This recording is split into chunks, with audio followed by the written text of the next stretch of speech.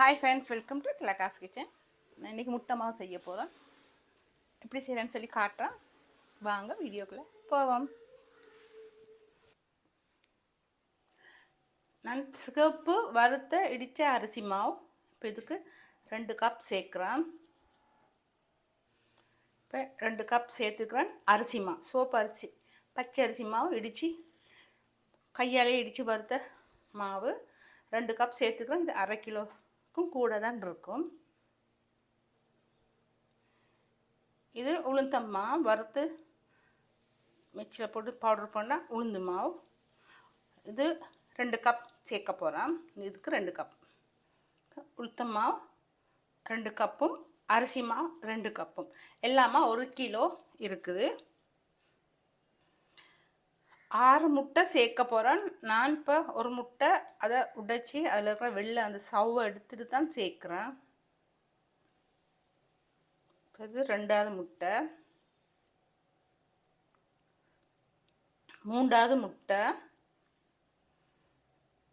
4வது முட்டை, 5வது முட்டை, இது 6வது முட்டை. இப்போ 2 கப் உளுத்தம் மாவும் 2 கப் அரிசி மாவும்.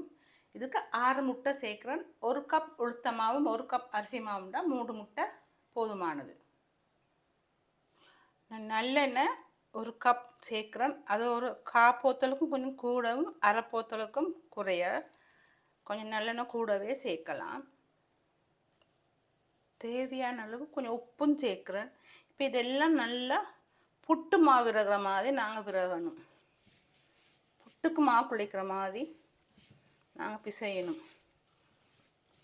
இந்த சீனி நாங்கள் கூடுதலாக சேர்க்க மாட்டோம். ஏன்னா ரொம்ப இனிப்பாக இருந்தால் காலையில் டீயோட கொஞ்சம் 2-3 ஸ்பூன் சாப்பிடும்போது வயிற்று புரட்டும். இப்போ சீனி நான் கொஞ்சம் 1 கப் சீனி தான் சேர்க்க போகிறேன். இந்த கப்புக்கு 1 கப் சீனி தான். இப்போ இதே பாத்திரத்திலே தான் நான் செய்ய போகிறேன். இது நான் நான்வெஜ் சமைக்கிறது.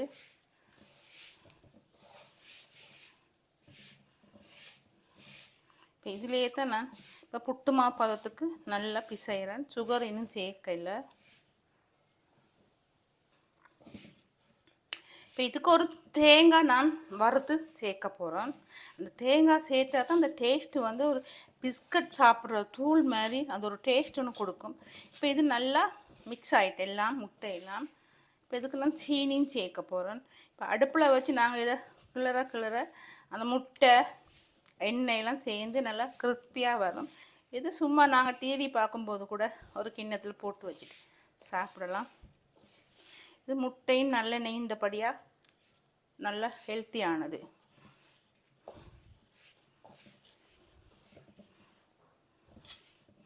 இதெல்லாம் நல்லா புட்டு மாவு மாதிரி குழைச்சி எடுத்துட்டேன். இந்த புட்டு மாவு மாதிரி நல்லா குழைச்சி இப்போ புட்டு மாதிரியே வந்துட்டுது. ஒரு தேங்காய் எடுத்துக்கிறேன். 1 கிலோ மாவு வரும். 1 கிலோ மாவுக்கு ஒரு தேங்காய், ரொம்ப பெரிய தேங்காய் இல்லாமல் ஒரு அளவான தேங்காவை எடுத்து நல்லா வறுக்கிறேன். அந்த முட்டை மாவுக்கு சேர்க்குறதுக்கு தேங்காய் சேர்த்தா நல்லா டேஸ்ட்டாக இருக்கும். சில பேர் தேங்காய் சேர்க்க மாட்டாங்க. நான் தேங்காய் சேர்ப்பேன். எனக்கு ஜெஃப்னாலேருந்து எங்களை மாமி கொடுத்து அனுப்பும்போதெல்லாம் தேங்காய் முன்னெல்லாம் தேங்காய்லாம் போட்டு வறுத்து செய்து தான் அனுப்பிடுவாங்க. இப்போ தேங்காய் வறுக்கும்போது நல்லா வறுக்கணும். ஏன்னா நெருப்பம் கூட்டி போடக்கூடாது. நெருப்பை குறைச்சி போட்டு தான் அந்த தேங்காய் வறுக்கணும். ஏன்னா தேங்காய் நல்லா வறுப்படாட்டி இந்த மாவு வச்சிருக்கலாது. இப்போ தேங்காய் சேர்க்காமையும் நாங்கள் செய்யலாம். ஆனால் இந்த தேங்காய் பூ சேர்த்தது டேஸ்ட்டாக இருக்கும். கூடுதலாக சாப்பிட்றதுக்கு ருசியாக இருக்கும்.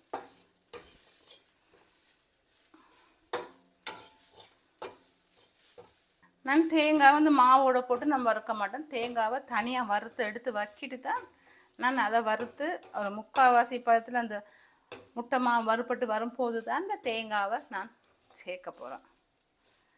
ஏன்னா சில நேரங்களில் அந்த தேங்காய் பூ வறுப்படாது. இப்படி தனியாக வறுத்தா எல்லாம் ஒரே அளவுக்கு ஒரே கலருக்கு வறுப்படும். இந்த முட்டை மாவுன்னு சொல்கிறது சரியான ஒரு சத்து மாவு உண்டு. இது சரியான சத்தானது.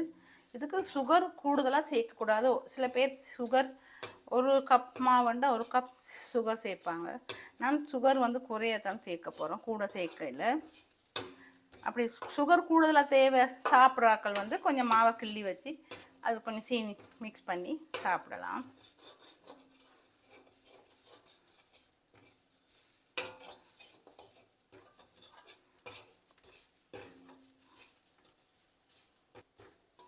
இந்த தேங்காய் திருவும் போதும் இந்த பொடியாக இருக்கணும், இப்படி இந்த பூ மாதிரி இருக்கணும். தேங்காய் வராண்டி போடக்கூடாது, இப்படி நல்லா பூ மாதிரி இருக்கணும். அந்த மாவோட சேர்ற மாதிரி இருக்கணும், தனித்தனியாக தேங்காய் பூ தெரியக்கூடாது. இது வச்சிருந்து ஒரு 3 மாதம் வரையும் பாவிக்கலாம், கெட்டு போகாது. நாங்கள் தேவையான அளவு எடுத்துகிட்டு மற்றது அப்படியே ஃப்ரிட்ஜுக்குள்ளேயும் வைக்கலாம்.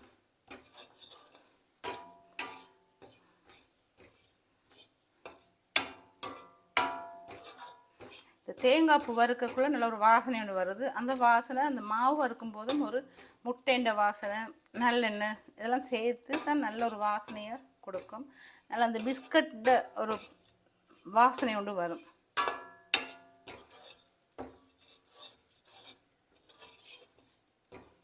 இது ரொம்ப கஷ்டமான வேலையெல்லாம் இல்லை உண்மையாக. இது எங்கள் வீட்டில் பிள்ளைகளுக்கு நாங்களே செய்து கொடுத்தா இது இன்னும் துப்புரவாகவும் நீட்டாகவும் இருக்கும்.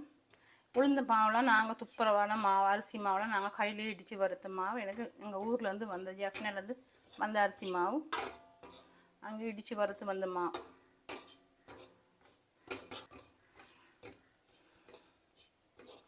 ஆனால் எல்லோரும் ஒவ்வொருத்தரோட பக்குவம் ஒவ்வொரு மாதிரி. ஆனால் எல்லோரும் செய்கிறதும் எல்லாம் டேஸ்ட் ஒன்று தான், ஆனால் பக்குவங்கள் தான் ஒவ்வொரு மாதிரி இருக்கும்.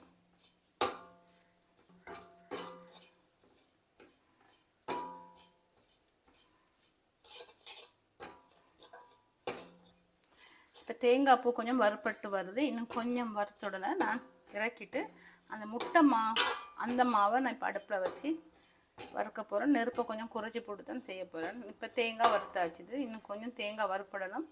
அந்த மாவோட சேர்த்து வறுபடும் போது கூடுதலாக வறுப்பட்டுரும். இப்போ தேங்காய் வறுப்பட்டுட்டு முக்கால்வாசி வறுப்பட்டுட்டு இப்போ நான் அந்த மட்டும் மாவை வறுக்க போகிறேன். இப்போ இது சைவமாக செய்கிற பாத்திரம். இப்போ இதை இறக்கிட்டு நான் மற்ற பாத்திரத்தை வச்சு நான் செய்ய போகிறேன். இப்போ அடுப்பை ஆன் பண்ணிட்டேன்.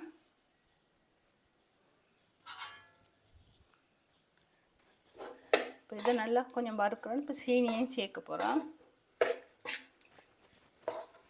புட்டு மாமாயி இருக்குது சரியா.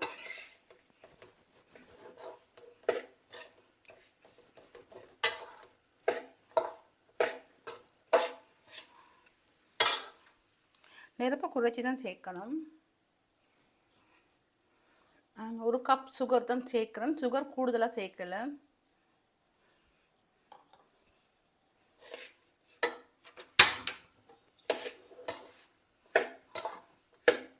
இப்போ நல்லா வறுக்கணும். இப்போ சீனி போட இன்னும் கொஞ்சம் லூஸ் கொடுக்கும், கசியும்.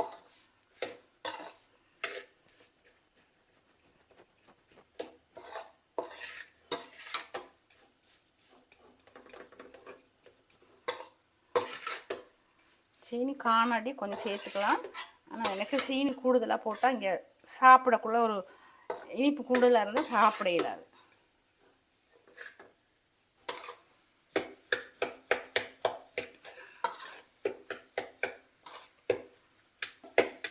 நான் இன்னும் ஒரு 1/2 கப் சுகர் சேர்க்குறேன். ஏன்னா சின்ன பிள்ளை சாப்பிடும்போது சுகர் இல்லைன்னு சொல்லி பண்ணிப்பாங்க.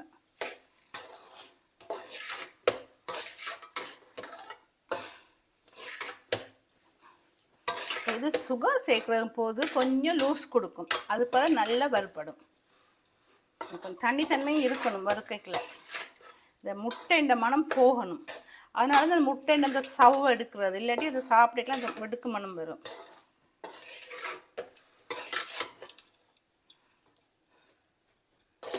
இப்போ நான் 2 கப் அரிசி மாவு, 2 கப் உளுந்த மாவு, ஒரு சின்ன தேங்காய், சீனி வந்து நான் 1/2 கப் சேர்க்கலாம். கொஞ்சம் கூடுதலாக தேவையான கூடுதலாக சேர்க்கலாம்.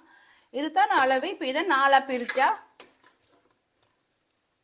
ஒரு 1/2 சொண்டு அரிசி மாவு, 1/2 சொண்டு உளுந்த மாவு, தேங்காய் ஒரு 1/4 முடிலையும் கொஞ்சம், சீனியும் அதோட அளவெல்லாம் குறைச்சி ஒரு கிழமைக்கு மாதிரி வச்சு செய்து சாப்பிடலாம். இல்லை இப்போ மொத்தமாக செய்ய சில பேருக்கு கிளற கஷ்டம்ண்டா கொஞ்சம் கொஞ்சமாக செய்து சாப்பிட.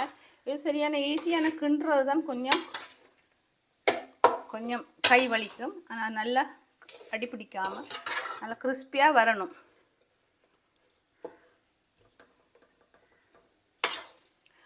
முட்டை மாவு வறுபட்டு கொண்டு வருது. இது எல்லாத்தையும் விட கஷ்டமான கடினமான வேலைண்டா அதை கிளறி இந்த மணல் பருவத்துக்கு எடுக்கிறது தான்.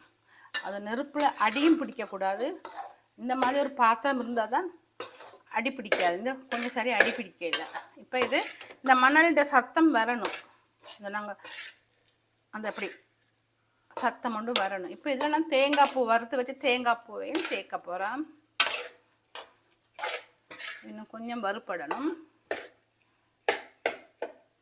இப்போ இந்த தேங்காய் பூ எல்லாம் சேர்க்குறேன். தேங்காய் பூ இன்னும் கொஞ்சம் அதோடு சேர்த்து வறுப்படணும்.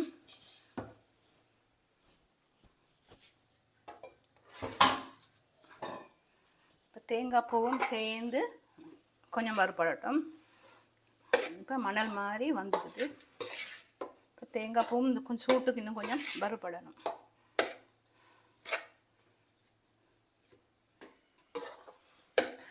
இப்போ இந்த முட்டை மாவு ரெடி ஆயிட்டுது. இது செய்கிறதுக்கு சுகம். ஆனால் அந்த கடைசி வரைக்கும் இந்த வறுப்பட்டு அது நல்ல பச்சை வாசனைலாம் போய் நல்லா கிறிஸ்பியாக வரும் வரைக்கும் அது கைவிடாமல் செய்கிறது தான் ஒரு கடினமான வேலை. மட்டும்படியாக இது அவ்வளோ ஹெல்த்தியானது. இது இப்போ நான் செய்கிற பக்குவத்திலேருந்து 4 பங்காக செய்யலாம். 2 பேர் இருக்கிறவங்க குடும்பத்துக்கு. இப்போ நான் போட்ட அளவுலாம் பார்த்துருப்பீங்க. அதே மாதிரி பார்த்து நீங்களும் கொஞ்சம் கொஞ்சமாக செய்து பார்த்து சாப்பிட்டு பார்த்து நல்லா இருந்தால் எனக்கு லைக் பண்ணி ஷேர் பண்ணி சப்ஸ்கிரைப் பண்ணுங்கள்.